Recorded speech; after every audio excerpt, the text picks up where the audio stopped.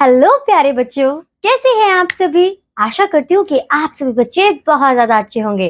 तो बच्चों, आज हम पढ़ने वाले हैं दक्षिणी पठार यानी कि साउथर्न प्लेट्यू के बारे में। और जब हम बात करते हैं साउथर्न प्लेट्यू के बारे में, तो हमें सबसे पहले तो ये देखना होगा कि कहाँ से शुरू होता है, कितने हिस्सों में डिवाइड है। तो चलिए शुरू करते हैं इस इंटरेस्टिंग चैप्टर को हमारी एक्सपर्ट के साथ। हेलो बच्चों, मैं आशा करती हूँ आप सभी बहुत अच्छे से होंगे और खूब अपना ख्याल रख रहे होंगे।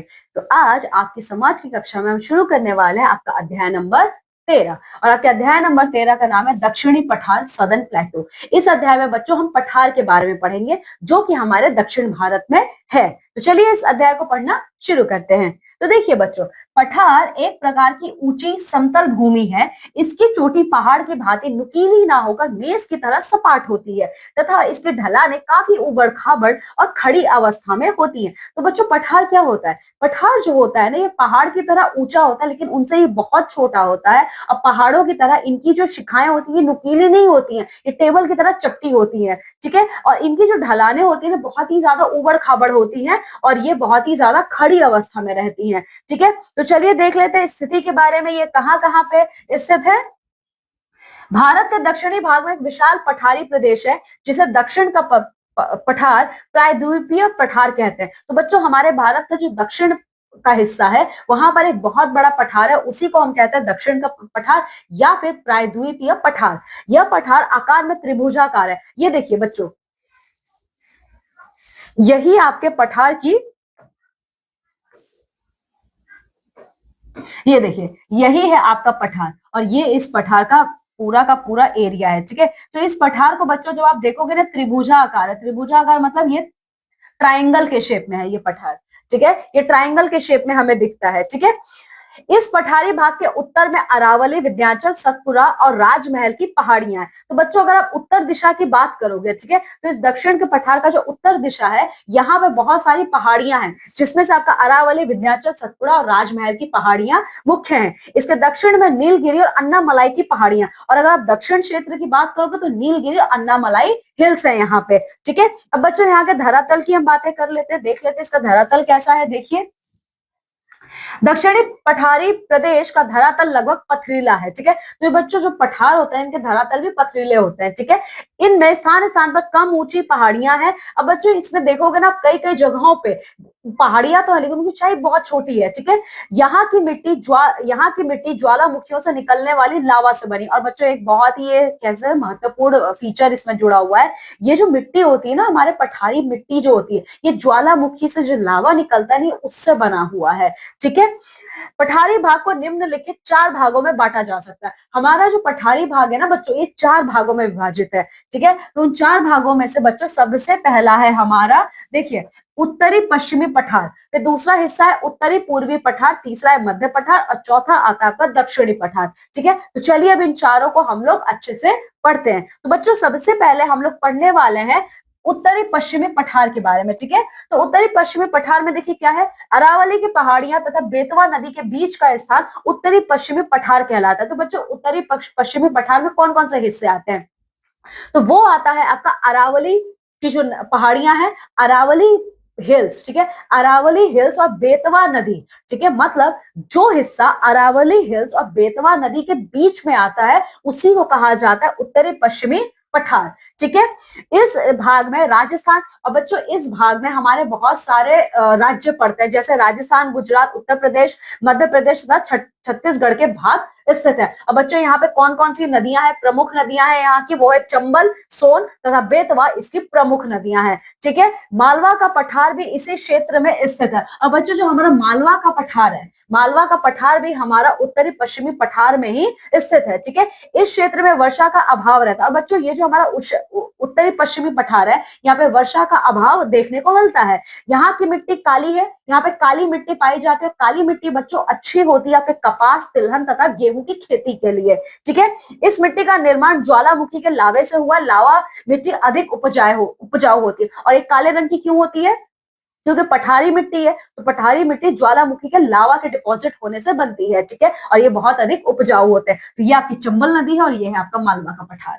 ठीक है। चलिए अब दूसरा हिस्सा हम लोग देखते हैं बच्चों हमारे पठार का, वो है आपका उत्तरी पूर्वी पठार। ठीक है, तो उत्तरी पूर्वी पठार क्या है, देखिए इस भाग में छोटा नागपुर का पठार स्थित है। तो बच्चों जो उत्तरी पूर्वी पठार है इसमें हमारा छोटा नागपुर का प्लेटू रीजन आता है। ठीक है, और इसमें कौन कौन से हमारे स्टेट्स आते हैं, तो वो है बच्चों इसमें झारखंड, उड़ीसा, बिहार तथा छत्तीसगढ़ के भाग स्थित हैं। ठीक है, यह क्षेत्र कोयला, लोहा, मैंगनीज और अभ्रक खनिजों से भरपूर है। इसी कारण इस क्षेत्र में जमशेदपुर, भिलाई, बोकारो और राउरकेला एवं इस्पात के बड़े प्रसिद्ध उद्योग हैं। तो देखिए बच्चों ये यहाँ पे हमारे ये जितने भी स्टेट्स है ना, ये सारे जो राज्य होते हैं बच्चों, ये आपके लोहा, कोयला, मैंगनीज और अभ्रक खनिजों से भरे हुए हैं। ज्वालामुखी से बने हैं ये इनकी मिट्टी। ठीक है, तो यहाँ पे खनिजों का भरपूर भंडार है। इसीलिए बच्चों यहाँ पे जो हमारे शहर हैं, जैसे कि ये जमशेदपुर आपका झारखंड में, ठीक है, भिलाई, बोकारो और राउरकेला, ये सारी जो शहर है ना बच्चों, यहाँ पे बड़े बड़े लौह और इस्पात के उद्योग है। ठीक है, यहाँ के बच्चों कौन से प्रमुख नदियां हैं, यहाँ की जो प्रमुख नदी है वो है आपकी महानदी। महानदी इन राज्यों की प्रमुख नदी है, यानी आप कह सकते हो कि महानदी उत्तरी पूर्वी पठार का सबसे प्रमुख नदी है। यह बाढ़ को नियंत्रित करती है तथा सिंचाई एवं विद्युत उत्पादन में भी सहायक है। महानदी पर हीराकुंड बांध बना हुआ है। ठीक है, तो देखिए महानदी पर ही यह हीराकुंड बांध बना हुआ है। ठीक है, और बच्चों हीराकुंड बांध क्या करता है, बाढ़ को नियंत्रित करने में बहुत ज्यादा सहायता करता है। अब तीसरा भाग है बच्चों हमारे पठार का, वो है मध्य पठार। ठीक है, तो मध्य पठार क्या है देख लीजिए, यह नर्मदा और कृष्णा नदियों के बीच स्थित है। तो जो मध्य पठार है बच्चों, ये दो नदियों के बीच में स्थित है, नर्मदा नदी और कृष्णा नदी के बीच वाले हिस्से को हम मध्य का पठार कहते हैं। ठीक है, इस भाग में संपूर्ण महाराष्ट्र तथा मध्य प्रदेश, छत्तीसगढ़, आंध्र प्रदेश तथा कर्नाटका के कुछ भाग स्थित हैं। ठीक है, तो मध्य पठार में बच्चों हमारा संपूर्ण महाराष्ट्र राज्य, हमारा मध्य प्रदेश राज्य, छत्तीसगढ़, आंध्र प्रदेश तथा कर्नाटका के कुछ हिस्से यहाँ पे उपस्थित हैं।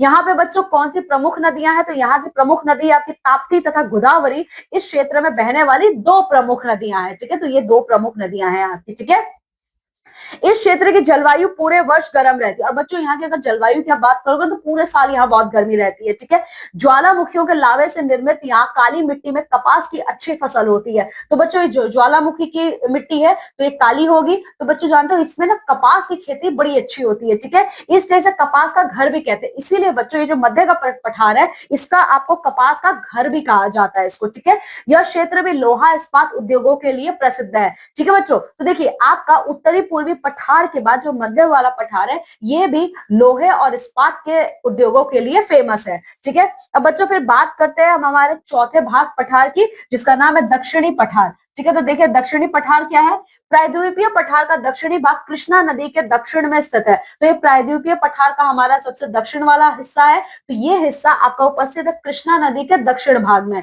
ठीक है, इसका विस्तार भारत के सुदूर दक्षिण तक फैला है और दक्षिणी पठार हमारे सुदूर दक्षिणी हिस्से तक फैला हुआ है। ठीक है, पूर्वी घाट की पहाड़ियों के बीच स्थित यह क्षेत्र दक्षिण की ओर संकरा होता गया और बच्चों ये एकदम साउथ में, दक्षिण में, तो इसीलिए जब इस दक्षिण की तरफ चला गया तो ये बहुत ही ज्यादा संकरा हो गया शेप में। ठीक है, नीलगिरी की पहाड़ियों के आसपास पश्चिमी घाट तथा पूर्वी घाट की पहाड़ियां आपस में मिल जाती है। बच्चों यहाँ पर एक पहाड़ी है जिसका नाम है नीलगिरी पहाड़ी और नीलगिरी पहाड़ी के पास ही आपका जो पश्चिमी घाट है और पूर्वी घाट यानी वेस्टर्न घाट और ईस्टर्न घाट, ये दोनों आपस में मिलते हैं। ठीक है, कावेरी इस क्षेत्र की प्रमुख नदी है। तो बच्चों अगर आप प्रमुख नदी की बात करोगे तो कावेरी नदी दक्षिणी पठार का सबसे प्रमुख नदी है। ठीक है, इसी भाग में श्रावती नदी पर विश्व प्रसिद्ध जोग प्रपात है। आप लोगों ने जोग फॉल्स का नाम सुना है कर्नाटका में, तो जोग फॉल्स जो है यानी जोग प्रपात जो है बच्चों वो श्रावती नदी जो कि आपका कावेरी नदी का हिस्सा है ये उसी पर बना हुआ है। ठीक है,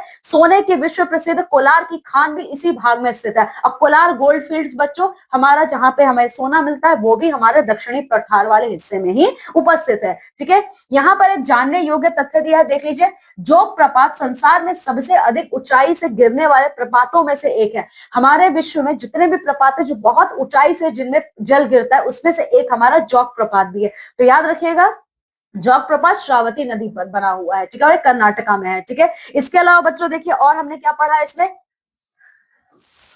देखिए कावेरी नदी पर मैटूर बांध बनाया गया। कावेरी नदी पर बच्चों एक मैटूर बांध भी बना हुआ है।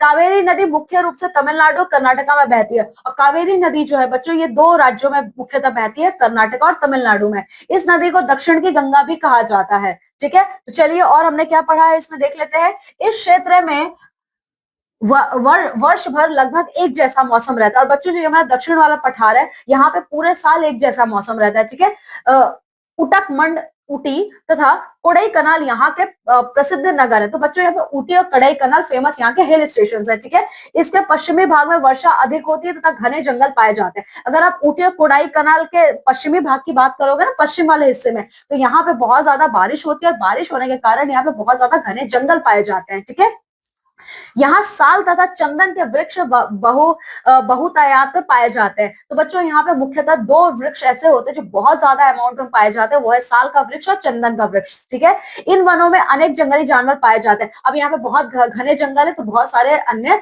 जंगली जंतु भी पाए जाते हैं। यहाँ हाथी भी काफी संख्या में पाए जाते हैं, जिनसे लकड़ी के बड़े बड़े लट्ठे लाने व ले जाने का काम लिया जाता है। हाथी है तो इन्हें उपयोग में भी लाया जाता है। इसके मध्य भाग में वर्षा कम होती है तथा लोग मुख्य रूप से तालाबों के पानी से सिंचाई करते हैं। तो बच्चों देखिए, जो दक्षिण हिस्से वाला पठार है बच्चों, वहां का जो मध्य वाला भाग है, यहाँ पे वर्षा ना कम होती है, तो इसीलिए यहाँ पे लोग सिंचाई के काम के लिए तालाबों के पानी का इस्तेमाल करते हैं। ठीक है, और बच्चों यहाँ के क्षेत्र में, दक्षिण पठार के क्षेत्र में कौन कौन से फसलें उगाई जाती है, वो है कपास, गन्ना, तंबाकू, मूंगफली, रबड़ आदि की खेती होती है। ठीक है, इसके अलावा बच्चों यहाँ पे हमारे बहुत बड़े बड़े महानगर भी है, जैसे आपका हैदराबाद, बैंगलोर और मैसूर। ठीक है, इस क्षेत्र के प्रमुख नगर हैं। ठीक है, तो चलिए बच्चों, ये अध्याय यहीं पे समाप्त हुआ। अब चलिए देखते हैं कौन कौन से महत्वपूर्ण तथ्य हैं जो हमने इस अध्याय में पढ़े हैं। तो बच्चों सबसे पहले इस अध्याय में हमने पढ़ा पठार के बारे में। ठीक है, तो भारत के दक्षिण भाग में एक विशाली पठारी प्रदेश है, जिसे दक्षिण का पठार कहते हैं। ठीक है, और पठारी भाग को निम्नलिखित 4 भागों में बांटा जा सकता है। यानी पठारी भाग को हम लोगों ने 4 भागों में विभाजित किया। पहला भाग है उत्तरी पश्चिमी पठार, दूसरा है उत्तरी पूर्वी पठार, तीसरा है मध्य पठार, और चौथा है आपका दक्षिणी पठार। ठीक है, और हमने इसमें क्या पढ़ा है ये देख लीजिए। ज्वालामुखियों के लावे से निर्मित यहाँ काली मिट्टी में कपास की अच्छी फसल होती है। कावेरी नदी मुख्य रूप से तमिलनाडु और कर्नाटक में बहती है। ठीक है, तो चलिए बच्चों, यहाँ पे ये हमारा अभ्यास, चलिए यहाँ पे हमारा ये अध्याय समाप्त होता है। अब आप सभी बच्चों को इस अध्याय को बहुत अच्छे से पढ़ना है और इसका अभ्यास कार्य पूरा करना है। ठीक है, तो चलिए मैं आपसे विदा लेती हूँ और मैं मिलूंगी अब आपसे आपकी अगली कक्षा में। तब तक आप सभी अपना बहुत ख्याल रखिएगा। बाय। तो देखा बच्चों आपने कि जब आप दक्षिणी पठार कहते हैं तो बच्चे जनरली ये समझते हैं कि पूरा का पूरा जो हिस्सा है ये सिर्फ दक्षिणी इलाके में शुरू हुआ होगा, लेकिन बिल्कुल भी ऐसा नहीं है बच्चों, क्योंकि जो आपका दक्षिणी पठार है यह आपका सेंट्रल इंडिया से स्टार्ट हो जाता है और फिर फर्दर हम दक्षिणी पठार को डिफरेंट हिस्सों में भी डिवाइड करते हैं, जैसे कि हमारा उत्तर पश्चिमी, उत्तर पूर्वी और भी बहुत कुछ। इसके साथ साथ बच्चों आपने ये भी जाना कि किस तरीके से हम दक्षिणी पठार को किस तरह की शेप देते हैं, त्रिभुजाकार यानी कि ट्राइंगुलर शेप देते हैं, क्योंकि जब ये हिस्सा हम देखेंगे तो वो एक ट्राइंगल फॉर्म करता हुआ हमें नजर आएगा। तो आशा करती हूँ बच्चों कि आपको ये चैप्टर पढ़कर बहुत मजा आया होगा। अब मैं आपसे मिलूंगी आपकी अगली क्लास में, तब तक के लिए bye bye, have a good day.